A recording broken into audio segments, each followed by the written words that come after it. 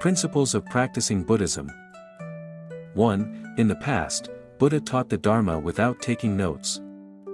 Because if one takes notes, the practitioner will focus on wanting to understand the theory, thereby falling into ignorance, developing knowledge, increasing intellectual greed, and being unable to attain the truth.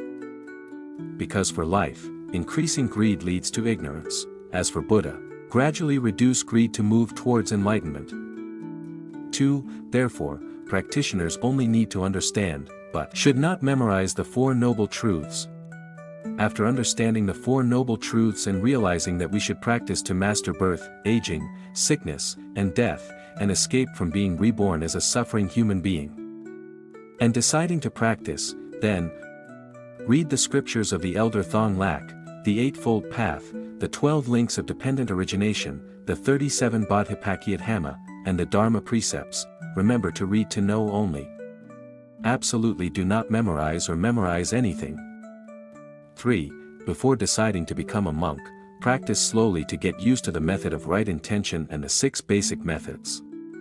Practicing to become familiar with the right intention and the 6 basic methods is the beginning of our practice to create liberational knowledge. School knowledge is taught by scholars, helping to satisfy ultimate greed. The knowledge of liberation is taught by Buddha and must be cultivated. If you want to have liberating knowledge, you must reduce greed. 4.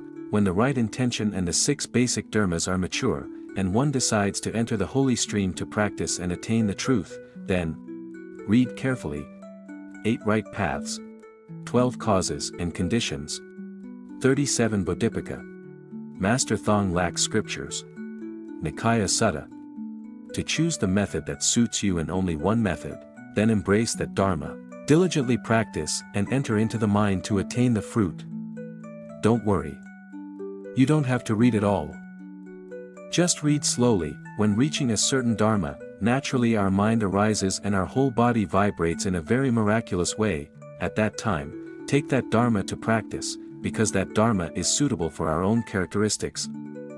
5. When practicing, the practitioner must distinguish between object and idol.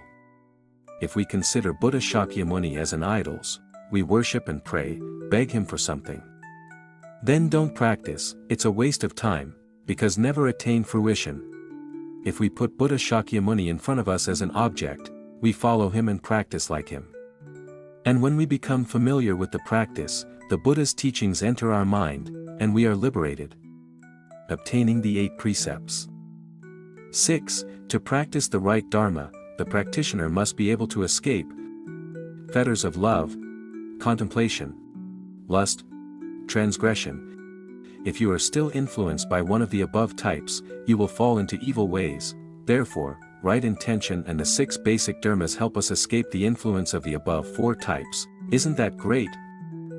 7. Many nuns all over the world fall into heretical practices, even though they have the Nikaya Sutras, because they have not escaped the influence of love, lust, thoughts, and transgressions. They bring their greed to the monastery, so they have to increase their greed and enjoy worldly pleasures. This is a great discovery of Mr. Tan Tien. Note 1. Master Tan Tien presents the teachings of Venerable Elder Tik Thong Lak in simple language that anyone can understand. At the same time, Master Tan Tien teaches Dharma practice, helping practitioners to overcome suffering, never discuss ignorance, stupid addiction, worshipping the river god and thunder god.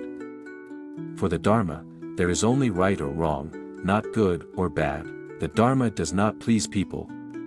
Good for him who believes. If you don't believe it, that's fine. Don't bring worldly attachment into your practice. Be brave enough to destroy what is outdated, to strongly commit to practicing to attain enlightenment.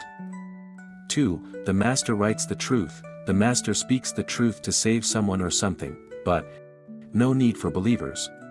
No need for feedback. No need to argue with anyone. Silence is complicity with crime.